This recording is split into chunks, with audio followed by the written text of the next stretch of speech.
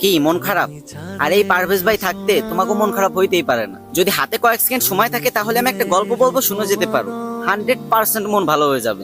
আর যদি না হয় তাহলে আনফলো করে দিও আমার, যাও। তো ঘটনাটা হয়েছে কি, ছেলে শ্বশুর বাড়ি যাবে, তো মাথা তার একটু চিড়া মগা, তাই মা শিখাই দিছে, বাবা শ্বশুর বাড়ি যায় আগে শ্বশুর আব্বারে বলবি আব্বা কেমন আছেন, কারণ তোর শ্বশুর আব্বা অনেক অসুস্থ। উনি হয়তো তখন নিশ্চয়ই বলবে যে ভালো আছি, তখন তুই বলে উঠবি এটাই তো আমাদের কাম্য। তারপর তুই উনি কি ওষুধ খাই সেটা জানতে চাইবি, উনি নিশ্চয়ই যে ওষুধ খাই কিছু একটা কথা বলবেন, তখন তুই বলবি বাহ খুব ভালো ওষুধ, এই ওষুধ আপনি খেতে থাকেন, সুস্থ হয়ে যাবেন খুব তাড়াতাড়ি। তারপরে বলবি আব্বা কোন ডাক্তার দেখাচ্ছেন, সে নিশ্চয়ই একটা ডাক্তারের নাম বলবে, তখন তুই বলবি দারুণ ডাক্তার, আপনি দেখাতে থাকেন, খুব তাড়াতাড়ি সুস্থ হয়ে যাবেন। আর সবসময় হাসি খুশি থাকবি, কেমন?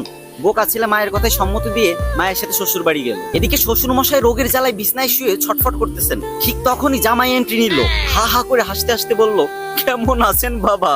তখন শ্বশুর বলল আর বাঁচার ইচ্ছা নেই, এবার মরলেই বাঁচি। তখন জামাই আরো জোরে হা হা করে হাসতে হাসতে বলল এইটাই তো আমাদের কাম্য, তো আপনি কি ওষুধ খাচ্ছেন বাবা? তখন শ্বশুর মনে খুব কষ্ট পেল আর রেগে গিয়ে বলল ঘোড়ার ডিম। তখন জামাই আরো হো হো করে হাসতে লাগলো আর বলতে লাগলো বাহ বাহ খুব ভালো ওষুধ বাবা, এই ওষুধ আপনি খেতে থাকেন, আপনি খুব তাড়াতাড়ি সুস্থ হয়ে যাবেন। তো আপনি কোন ডাক্তার দেখাচ্ছেন বাবা? শ্বশুর এবার আরো রেগে মেগে বলল আজরাইল। এটা শুনে জামাই হা হা হো হো হি হি করে আসতে লাগলো আর বলতে লাগলো খুব ভালো ডাক্তার, খুব নাম করা ডাক্তার, আপনি দেখাতে থাকেন, আশা করি খুব তাড়াতাড়ি সুস্থ হয়ে যাবেন। বাবা। তো গাইস, কে কে হাসো নাই, মানে হাসি আসে নাই অথবা ভালো লাগে নাই যাদের কাছে, তারা আনফলো করে